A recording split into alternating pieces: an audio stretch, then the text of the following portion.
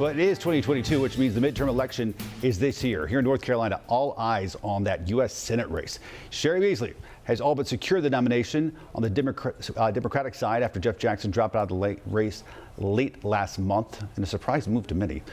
Meantime, on the Republican side, Ted Budd, Pat McCrory, and Mark Walker all fighting it out. Former President Trump has endorsed Congressman Budd, but that has not pushed him ahead of the polls necessarily. McCrory still leading in all early polling.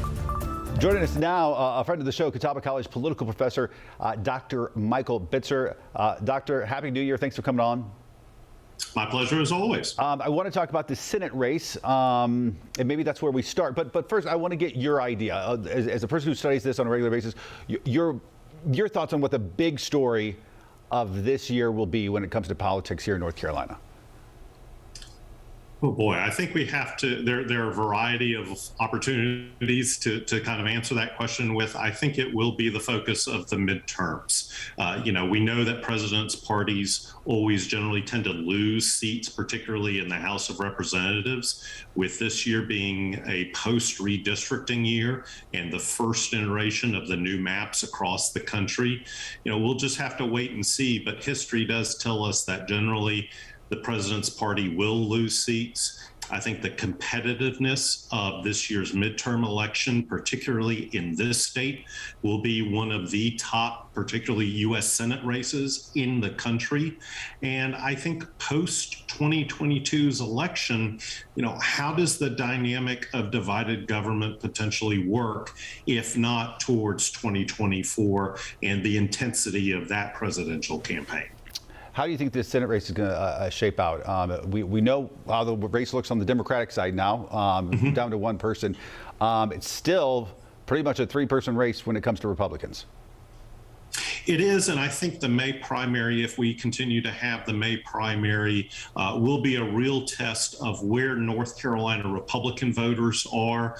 Are they solidly behind the former president and his endorsement of Ted Budd, or do they see Pat McCrory as a viable option? I think that that's the real test now. Who is the Republican Party of North Carolina, particularly its base, the primary voters? Who will they support? Will it be the Trump endorsement or the individual who didn't get the Trump endorsement?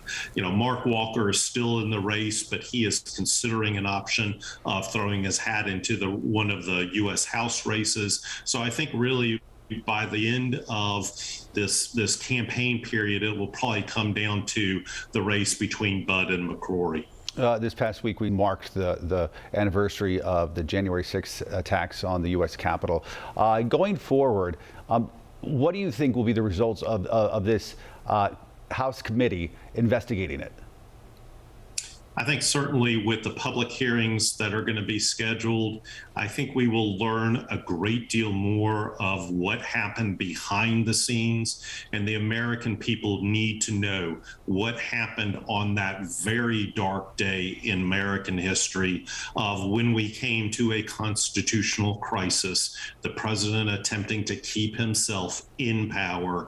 We need to know who knew what, who did what when, and we need to hold those people accountable. And as a person who studies history, how do you think the history books will write what happened that day? I think it will have to be in the league of 9/11s and the Japanese attack on Pearl Harbor in December.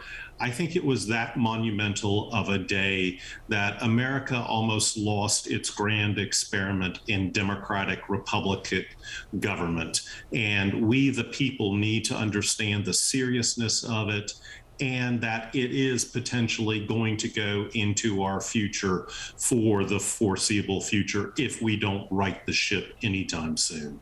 You did see Senator Burr, who's outgoing senator, by the way, it's worth noting, stand up against and speak vocally against what happened that day. Is that sort of statement coming from a Republican going to be rarer to see? Yes, because what we now know is that the vast majority of Republican base voters believe the former president's big lie that we have candidates actually running on that and are willing to say, you know, if something similar happened and I'm in office, I would continue to vote for the big lie and potentially deny the will of the voters their right to have their say and overturn an election. I think this is a dangerous era that we are entering into for our democratic republic if we want to keep that kind of self-government experiment going. Some alarming words from a guy who I know measures your words carefully. Michael Bitzer, professor of politics up at Catawba College. Doctor, thank you as always. Happy New Year. Happy New Year to you. More Flashpoint after this.